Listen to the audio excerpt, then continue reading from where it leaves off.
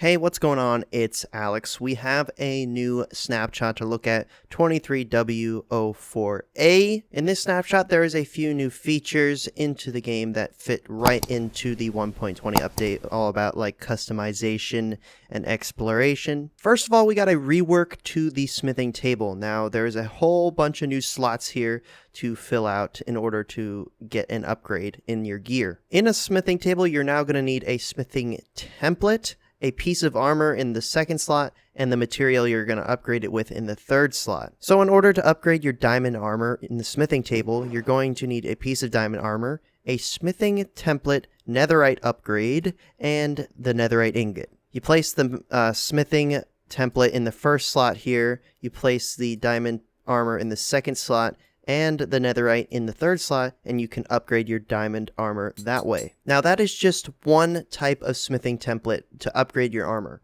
Now there are a bunch of different smithing templates that actually customize your armor rather than upgrade it. As we've already seen, we have the netherite upgrade smithing template, which is found in bastions. As for the rest of these smithing templates upgrade the look of your armor, and they're found in a bunch of different structures throughout the world: pillager outposts, desert pyramids, shipwrecks, jungle temples, ocean monuments, strongholds, end cities, nether fortresses, bastion remnants, ancient cities, and woodland mansions, and they all customize your armor in slightly different ways. So I would say the most bougie set of armor, if you want to have the most expensive kitted out piece of armor with the best upgrades, you'd have your netherite armor, of course, and then you would use the ward armor trim smithing template, which is found in the ancient city. So you're going to need to find 4 of these ward armor trims, collect those, and then you're going to trim your armor with diamond. Now, trimming means you're just going to basically add a little design to them.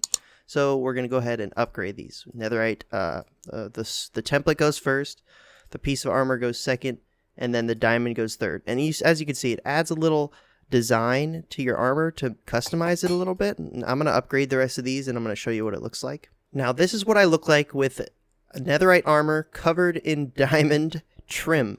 It just adds a little customization to your armor, and this is a much needed change to the game. Everyone's armor always looks the same, and now everyone's armor can look a little bit different with a different trim and a different color. Now, these trims don't add any abilities or functionality to your armor. They just make it look cool. And I think that's a good change. It doesn't do anything, but, it makes everything look a little bit fancier. I'm going to go ahead and place all this armor on this armor stand so you can take a better look at it all around. Now, there it is from the front, the sides, the back, and the other side. Now, that was using the ward armor upgrade. Now, if I used any of these other upgrades, other templates, the armor would look completely different to this, even when I use diamond. So we can use diamond as an upgrade material, but we can also use a variety of different kind of materials to upgrade. We could use iron, copper, gold, lapis, emeralds, quartz, amethyst, redstone, netherite, and diamond. You can't use the same material on your armor as the trim as of now. This could change in the future. So I can't put netherite trim on netherite armor. Doesn't work like that. It wouldn't do anything, really. But I'm going to make a little silly armor right now.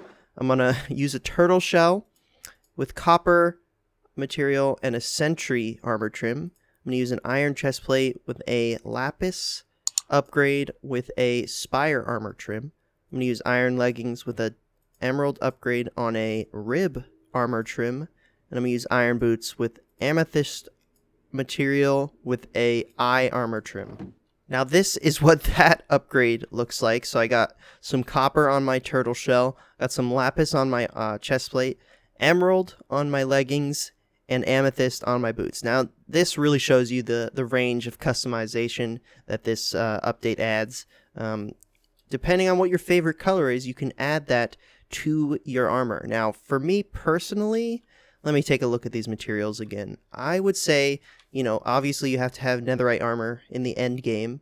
I would say purple on the netherite armor would look the best. Actually, let me check that out. All right, so I would say I would use amethyst on my netherite armor, but I also have to choose a type of trim. Now, for me personally, I like to go all out. I like to have the most like expensive type of armor. I would say our amethyst is not very expensive, but I like the look of purple. But I would say I would go for maybe a tide armor trim. You have to kill 4 elder guardians to get 4 of these tide armor trims. So I would go for these probably. Okay, this is my look in the end game when I upgrade my world to this update. You know, we got the tide armor trim with the amethyst on the netherite. I think this is the best look, honestly. And there's one other feature in this snapshot that I would like to discuss, which is the reduction in armor glint on armor and tools.